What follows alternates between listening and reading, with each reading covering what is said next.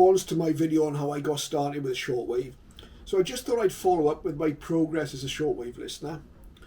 After the Grundig domestic radio I showed you in the earlier video, I progressed through quite a few radio cassette boom boxes that had a shortwave band, but my first real dedicated shortwave receiver was from our local Radio Shack Tandy shop, and it was a Realistic DX60, which had a number of shortwave bands as well as the US AM band.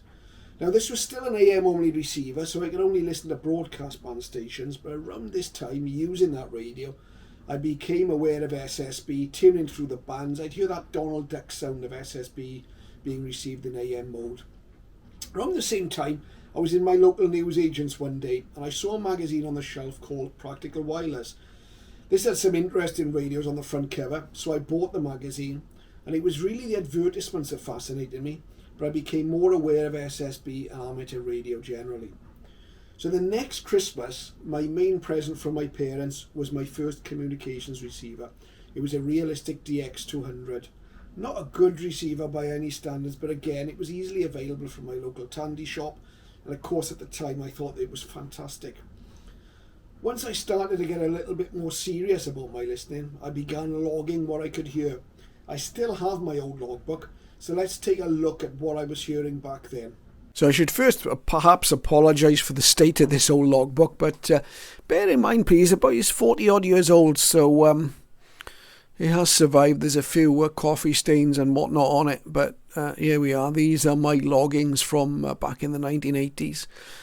And, it starts off with the easiest to hear stations as you'd imagine. Back then, Voice of America, BBC World Service, Swiss Radio, Radio South Africa, Moscow of course, WYFR, a very well-known religious station at that time, Radio Canada, WRNO, AFR-TVS, American Forces Broadcasting, Radio Netherlands, one of my favourites of all time, HCJB in Ecuador, Radio Sweden, Voice of Nigeria. We've got there.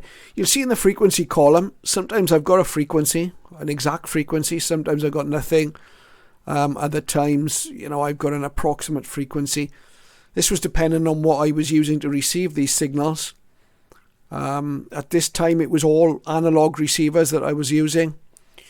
Where I've got an exact frequency, it's where the station has announced their frequency whilst I've been listening, and I've put that in.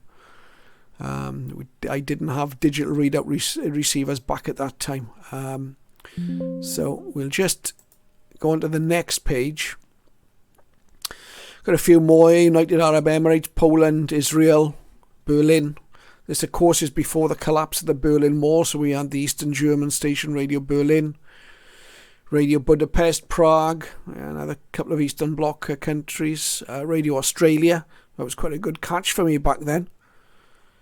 The Triumph SRR 1000, by the way, was a radio cassette recorder, a little boombox ghetto blaster type thing. And the Realistic DX60, as I mentioned earlier, was a dedicated multi-band shortwave portable. We've got Turkey, Finland, Tirana, Albania, Romania, China, obviously Austria. And you can see it's around this time I've got my Realistic DX200 and a long wire antenna. And I may be starting to log a few more stations, Voice of Vietnam down there. India, Afghanistan, Algiers. I mean, most, if not all of these names have, as you'll know, have disappeared from the bands. We've got Iran here, Radio Havana, Cuba, who up until very recently was still around anyway. Deutsche Welle in Germany, Italy, Saudi, Voice of Greece, which went a few years back. Uganda and Cameroon. Egypt, Swaziland, just pick out a few of the ones that we certainly haven't heard for many years. Baghdad, Malta, Radio Mediterranean, Radio Damascus, KYOI, an American station, Saipan, Radio Botswana. And you can see again at this time I've got a much later receiver, Yaesu FRG 7700M. That had, of course, a digital readout. And now I'm able to log the exact frequency of my catches here. So from then on in the log, You'll see the frequency column is populated. Got FEBC in the Philippines, I've got Ghana, Suriname. Starting to get maybe a few more slightly more exotic stations there with the Yaesu. I also started sending reception reports to the broadcast stations I heard and getting some QSL cards in return.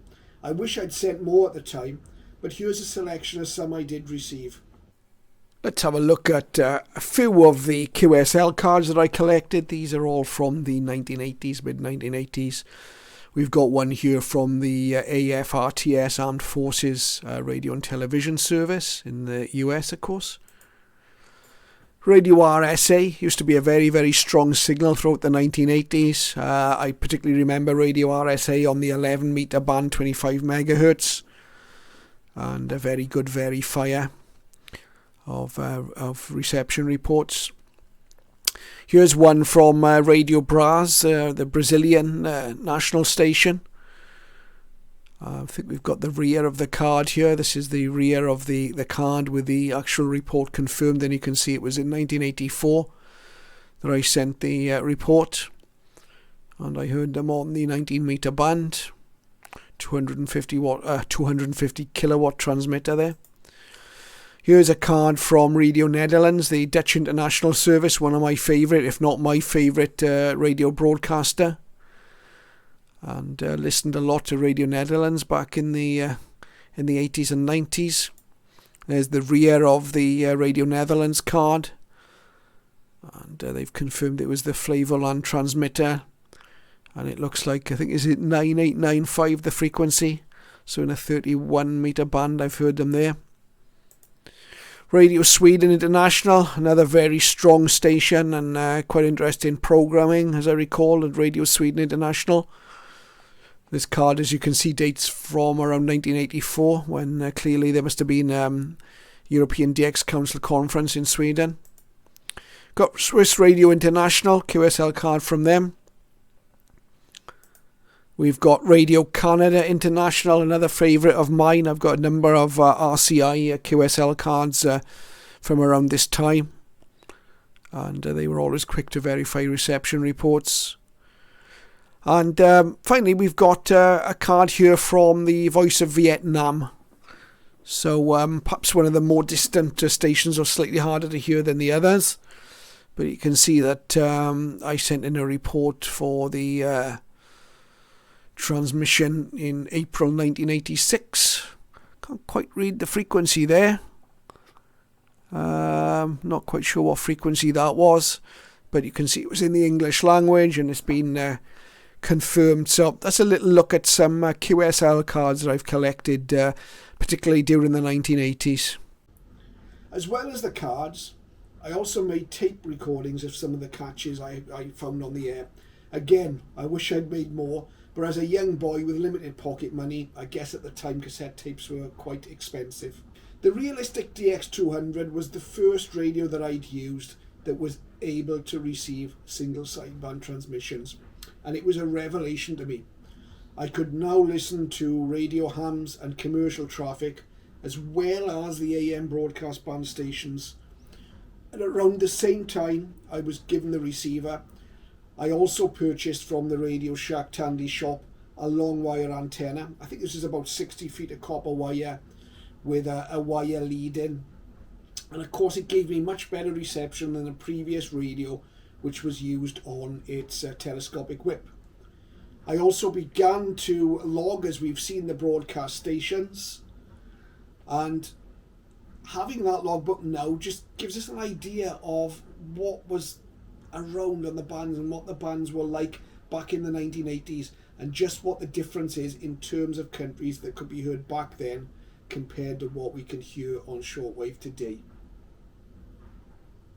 The DX200 really got me into the path of a lifelong hobby. As well as shortwave listening, it introduced me to the hobby of amateur radio. Radio itself gave me hours and hours of listening pleasure. The radio did have its limitations, of course. It had an analog frequency readout. It was difficult to tell just what frequency you were listening to on the radio. And it also tended to drift a little bit. But back then in the 1980s, this wasn't unusual for a budget-priced receiver.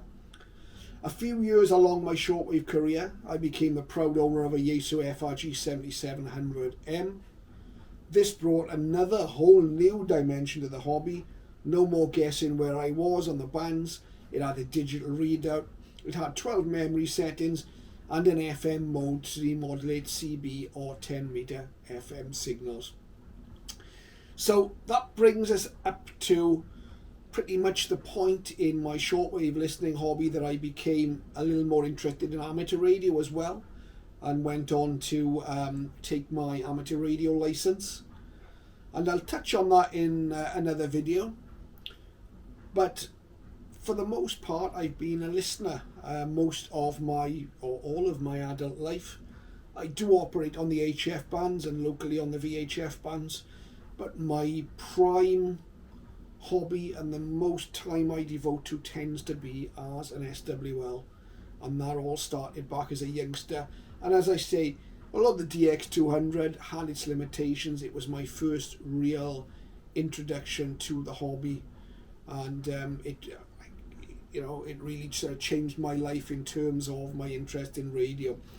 I hope that was of some interest, and hope you enjoyed seeing some of the QSL cards and a couple of the recording clips. These were of my listening activities back in the 1980s. Shortwave bands are very different today. There's still a lot to be heard, but as you all know, if you're interested in a hobby, the days of most countries having a shortwave broadcasting facility are long gone. But now we still have a few international stations, but there's still a lot of utility traffic, there's still a lot of pirate traffic, and some interesting stations still pop up, so it's well worth pursuing the hobby. Thank you for watching. Look out for the next video, where it'll be a little bit of a shorter video, but I show you how I actually got into amateur radio and ended up taking my license, and I've now been a licensed amateur for I think about 39 years, so quite a while.